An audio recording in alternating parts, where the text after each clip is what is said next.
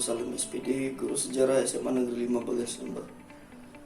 Ya, pada video kali ini kita akan membahas mengenai ideologi yang ada di dunia, yaitu demokrasi dan nasionalisme.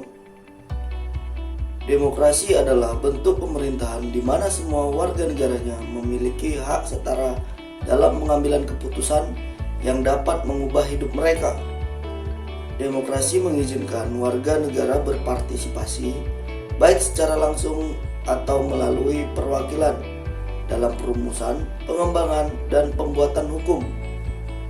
Demokrasi mencakup kondisi sosial, ekonomi, dan budaya yang memungkinkan adanya praktek kebebasan politik secara bebas dan setara. Demokrasi juga merupakan seperangkat gagasan dan prinsip tentang kebebasan beserta praktek dan prosedurnya. Demokrasi mengandung makna penghargaan terhadap harkat dan martabat manusia. Kata demokrasi sendiri berasal dari bahasa Yunani demokratia, yang artinya kekuasaan rakyat, yang terbentuk dari demos, rakyat, dan kratos, yang artinya kekuatan atau kekuasaan. Pada abad ke-5 sebelum Masehi, untuk menyebut sistem politik negara kota Yunani, salah satunya Athena. Kata ini merupakan antonim dari aristokrati. Kata ini merupakan antonim dari aristokrati, yang artinya kekuasaan elit. Secara teoritis, kedua definisi tersebut saling bertentangan, namun kenyataannya sudah tidak jelas lagi. Sistem politik Athena klasik misalnya memberikan kewarganegaraan demokratis kepada pria elit yang bebas dan tidak menyertakan budak dan wanita dalam partisipasi politik.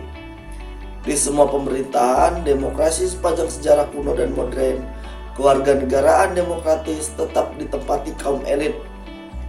Sampai semua penduduk dewasa di sebagian besar negara demokrasi modern benar-benar bebas setelah perjuangan gerakan hak suara pada abad ke-19 dan 20. Kata demokrasi sendiri sudah ada sejak abad ke-16 dan berasal dari bahasa Prancis pertengahan dan Latin pertengahan. Konsep demokrasi lahir dari Yunani kuno yang dipraktikkan dalam hidup bernegara antara abad ke-4 sebelum Masehi sampai abad ke-6 sebelum Masehi. Demokrasi yang dipraktikkan pada waktu itu adalah demokrasi langsung atau direct demokrasi. Artinya hak rakyat untuk membuat keputusan-keputusan politik dijalankan secara langsung oleh seluruh rakyat atau warga negara. Berikutnya kita akan masuk dalam pembahasan nasionalisme.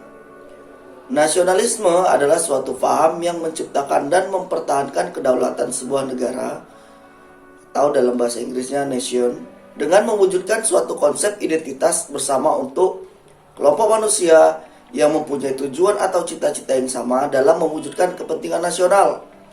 Dan nasionalisme juga rasa ingin mempertahankan negaranya baik dari internal maupun eksternal.